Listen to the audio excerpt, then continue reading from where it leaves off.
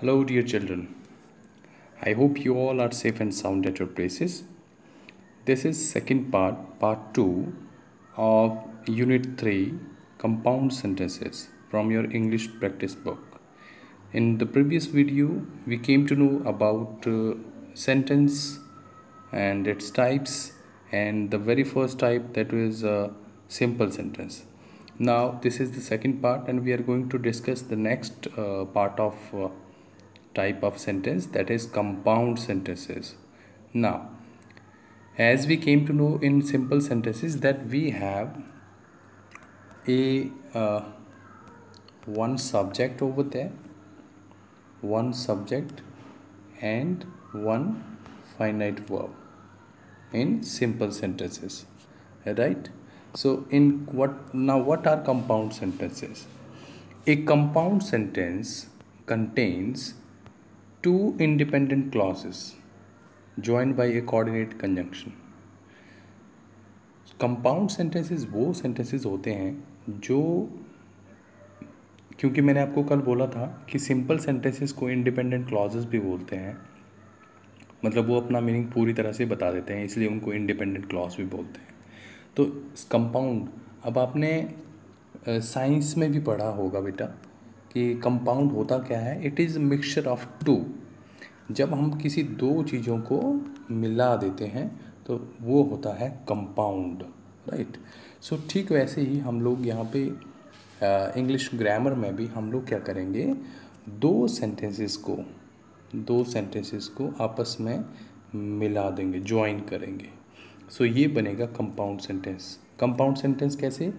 एक independent clause इस side होगा, एक इंडिपेंडेंट क्लॉज यहाँ पे होगा, और ये जो बीच में है ये एक कोऑर्डिनेटिंग कंजंक्शन होगी. अब कोऑर्डिनेट कंजंक्शन क्या है वो मैं नेक्स्ट स्लाइड में बताता हूँ आपको, ठीक है. आपने इतना सा याद रखना है कि वो दो इंडिपेंडेंट क्लॉजेज होंगे, एक ये वाला और एक यहाँ पे, बीच में कोऑर्डिनेटिंग कंजंक्शन होगी इसके, तो वो बनेगा compound sentence. Okay, for example, let's take an example of compound sentence. Scott was playing soccer, so Mary went to the beach. अब यहाँ पे दो सेंटेंसेस हैं, देखिए. Scott was playing soccer, एक ये स्कॉट सॉकर खेल रहा था. So Mary went to the beach, और इसलिए मैरी जो है वो बीच में चली गई, बीच पे चली गई वो. ये इसका स्कॉट जो है, दिस इज सब्जेक्ट, राइट. ये इसकी एक फाइनाइट वर्ब है. ये मतलब इसका पूरा मीनिंग आ रहा है, कंप्लीट मीनिंग आ रहा है इतने सेंटेंस का. सो एक इंडिपेंडेंट क्लॉज ये रहा, स्कॉट सॉकर खेल रहा था. दूसरा, मैरी बीच पे चली गई, तो ये भी एक इंडिपेंडेंट क्लॉज है, इसका भी कंप्लीट मीनिंग आ रहा है. इसमें भी एक सब्जेक्ट है, एक ये वर्ब है, राइट. तो ये भी इंडिपेंडेंट क्लॉज हो गया. तो ये दोनों इंडिपेंडेंट क्लॉजेज जो हैं वो किससे जुड़े रहे हैं? इस कोऑर्डिनेटिंग कंजंक्शन से जुड़ रहे हैं, राइट. तो कंपाउंड सेंटेंस कैसे बनता है? कंपाउंड सेंटेंस बनता है यहाँ पे मेन क्लॉज मतलब इंडिपेंडेंट क्लॉज प्लस एक कोऑर्डिनेटिंग कंजंक्शन, फिर लास्ट में एक कंपाउंड, एक मेन क्लॉज एक और आता है, राइट. ये इसका स्ट्रक्चर रहता है. नेक्स्ट में आपको नेक्स्ट स्लाइड में बताता हूँ coordinating conjunctions. Basically coordinating conjunctions एक छोटा सा फार्मूला है बेटे, ये फैन बॉयज़ फार्मूला है. इस फार्मूला को आपने लर्न करना है. एफ से फॉर, ए से एंड, एन से नॉर, बी से but, O stands for or, yet refers to, Y refers to yet, and S से सो. तो ये फैन बॉयज़ आपने लर्न करना है ये. और इन्हीं कोऑर्डिनेटिंग कंजंक्शन जो कि आपकी प्रैक्टिस बुक में वर्कशीट्स भी दे रखी हैं, वो इसी फार्मूला के बेस पे हैं, फैन बॉयज़ के बेस पे हैं. ये कोऑर्डिनेटिंग कंजंक्शंस होती हैं जिनको, जो दो इंडिपेंडेंट क्लॉजेस को आपस में जोड़ती हैं, राइट. देखिए, Jack drove the car, Mary read the map. ये इंडिपेंडेंट क्लॉज है, ये एक इंडिपेंडेंट क्लॉज है, ये एक इंडिपेंडेंट क्लॉज है. जैक गाड़ी ड्राइव कर रहा था, ठीक है, उसने गाड़ी ड्राइव की और Mary read the map, Mary ने मैप को रीड किया। तो ये दोनों ही आपस में, ये वाला और ये वाला इंडिपेंडेंट क्लॉज आपस में जुड़े हुए हैं, वो है एंड एक कंजंक्शन से। ये देखिए एंड, ये रहा ना एंड, कोऑर्डिनेटिंग कंजंक्शन है, तो ये एंड से जुड़ा है। Then next sentence we have Jane is coming over, so we can go for swim, right. So दोनों ही इंडिपेंडेंट क्लॉजेज हैं, ये भी इंडिपेंडेंट, ये भी इंडिपेंडेंट, सो से ज्वाइन हो गया। फैन बॉयज एस में आता है, right. Then next we have some more examples we have about for compound sentences. देखिए he came, he wrote a letter, तो ही केम, ये जो ही केम एक इंडिपेंडेंट क्लॉज है। ही रोट ए लेटर, इसका मीनिंग अलग आ रहा है, इसका मीनिंग अलग आ रहा है, इन दोनों का मीनिंग अपना अपना आ रहा है, इंडिपेंडेंटली मीनिंग दे रहे हैं और एंड कंजंक्शन से ये जुड़े हुए हैं, कोऑर्डिनेटिंग कंजंक्शन है and. He is poor, independent clause है। ही इज़ ऑनेस्ट, इंडिपेंडेंट है, दोनों जुड़े हुए हैं किससे, बट से। He is intelligent, he passed, so से जुड़े हुए हैं, दोनों इंडिपेंडेंट क्लॉज। इस तरह शी विल पास, वो पास हो जाएगी। शी वर्क्स हार्ड, वो मेहनत करती है, ठीक है। क्यों पास हो जाएगी, क्योंकि वो मेहनत करती है, तो फॉर का यूज़ करेंगे हम लोग यहाँ पर। ही वॉज एनॉयड येट, फिर भी ही केप्ट क्वाइट, वो परेशान हो गया था, वो काफ़ी एनॉय हो गया था, लेकिन फिर भी वो ही केप्ट क्वाइट, वो चुप रहा, ठीक है। तो ये आपने याद रखना है, फैन बॉयज़ को आपने अच्छी तरह से लर्न करना है कि फैन बॉयज़ होता क्या है, ओके। तो फैन बॉयज़ जैसे ही आपको ये लर्न हो गया, आप कंपाउंड सेंटेंसेस को इजीली बना सकते हैं। नेक्स्ट है हमारे पास कॉम्प्लेक्स सेंटेंसेस। अब सिंपल हमने कर लिया, कंपाउंड भी हो गया, कॉम्प्लेक्स सेंटेंस। कॉम्प्लेक्स सेंटेंस क्या होगा, a complex sentence combines an independent clause with one or more dependent clauses. A complex sentence always has a subordinate conjunction. अब कंपाउंड जो सेंटेंसेस हैं वो तो बने किससे, कंपाउंड सेंटेंसेस बने, जो हमारे कंपाउंड सेंटेंसेस हैं वो किससे बने, कोऑर्डिनेट कंजंक्शन से, कोऑर्डिनेटिंग कंजंक्शन से बने, राइट। अब ये जो सबऑर्डिनेट कॉम्प्लेक्स जो सेंटेंसेस हैं, कॉम्प्लेक्स सेंटेंसेस ये बनते हैं सबऑर्डिनेट कंजंक्शन से, राइट। और एक और सबसे बड़ी बात, इसका ये देखिए स्ट्रक्चर ये रहता है कॉम्प्लेक्स सेंटेंस का स्ट्रक्चर। इसमें एक मेन क्लॉज होता है, मतलब ये एक इंडिपेंडेंट क्लॉज होता है, और बीच में ये कंजंक्शन होगी, और फिर एक डिपेंडेंट क्लॉज। ओके, इंडिपेंडेंट तो आपको समझ आ गया। इंडिपेंडेंट क्लॉज मतलब जो अपना मीनिंग खुद बताता है, पूरा मीनिंग बता दे, that is independent clause. Dependent clause, now dependent clause क्या होगा, the part of sentence which depends on other part of sentence for for its meaning, to complete its meaning, right. Okay, मैं थोड़ा सा आपको छोटा सा एग्जांपल दूंगा।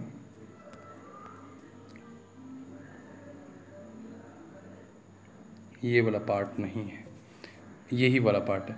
Because he was playing soccer, क्योंकि वह सॉकर खेल रहा था, क्योंकि वह सॉकर खेल रहा था। अब इसमें ये तो मीनिंग, अब आप बोलोगे सर इसका मीनिंग तो आ रहा है, ओके मीनिंग आ रहा है no doubt, but meaning incomplete है। क्योंकि वह सॉकर खेल रहा था तो क्या हुआ, उसके बाद का जो पार्ट है वो हमें नहीं पता ना। लेकिन जैसे ही हम लोग इसके साथ में ये वाला पार्ट ऐड करेंगे, स्कॉट वोर हिज फुटबॉल बूट्स, स्कॉट ने अपने फुटबॉल बूट्स पहने, ये तो रहा हमारा एक इंडिपेंडेंट क्लॉज, क्योंकि इसका मीनिंग पूरा है, लेकिन इसका मीनिंग अनकम्प्लीट है। अब ये कंप्लीट कैसे होगा, ये वाला पार्ट इस पार्ट के ऊपर डिपेंडेंट है अपने मीनिंग के लिए, ओके। ये वाला इसको बोलेंगे हम लोग dependent this is known age dependent clause. ये इंडिपेंडेंट क्लॉज या मेन क्लॉज और ये डिपेंडेंट क्लॉज, और इसके बीच में ये सबऑर्डिनेट कंजंक्शन है। अब सबऑर्डिनेट कंजंक्शंस क्या होती हैं वो ये देखिए, ये रही subordinate conjunctions. Subordinate conjunctions after, before, when, although, as, in order that, at least, even though, whereas, how, until, wherever, while, as long as, because, so that, though, whenever, when, ये सारी जो हैं बेटे सबऑर्डिनेट कंजंक्शंस हैं। और subordinate conjunction का use करने के बाद डिपेंडेंट क्लॉजेस बनते हैं।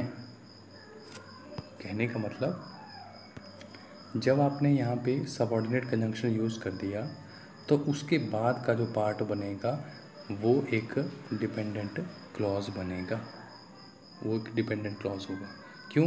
क्योंकि ये सबऑर्डिनेट कंजंक्शन हमने यूज़ कर दी इसके पहले, राइट।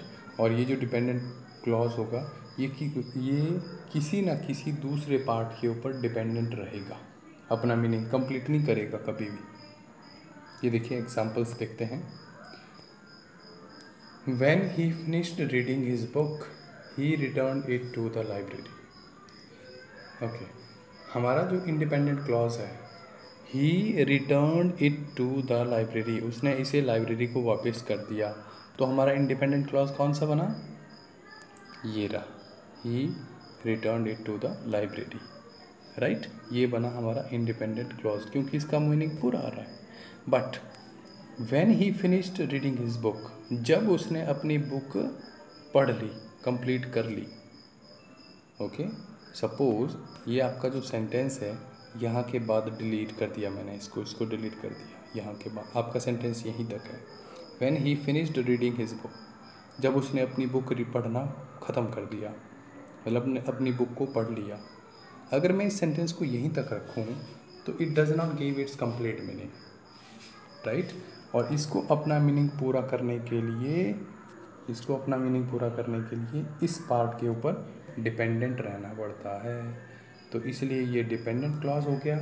और एक और बात, ये जो व्हेन है ये एक सबऑर्डिनेट कंजंक्शन है, तो सबऑर्डिनेट कंजंक्शन के बाद जो पार्ट होगा वो डिपेंडेंट क्लॉज होगा।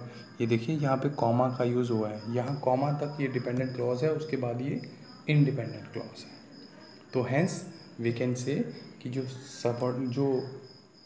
कॉम्प्लेक्स सेंटेंसेस हैं, कॉम्प्लेक्स सेंटेंसेस में एक इंडिपेंडेंट क्लॉज, राइट, फिर उसके बाद एक सबऑर्डिनेट कंजंक्शन, फिर उसके बाद आपका एक डिपेंडेंट क्लॉज। ज़रूरी नहीं है बेटा ये जो सबऑर्डिनेट कंजंक्शन है ये वाला जो पार्ट है ये इसके बाद ही यूज़ होगा, मतलब इंडिपेंडेंट क्लॉज के बाद ही यूज़ होगा, ज़रूरी नहीं है। ये देखिए ना, सबऑर्डिनेट क्लॉज यहाँ से ये रहा, स्टार्टिंग में ही आ गया ये, okay. It is not compulsory कि ये बाद में ही होगा, ये सबऑर्डिनेट कंजंक्शन यहाँ पे बीच में ही यूज़ होगी, नहीं, ऐसा नहीं है, ठीक है।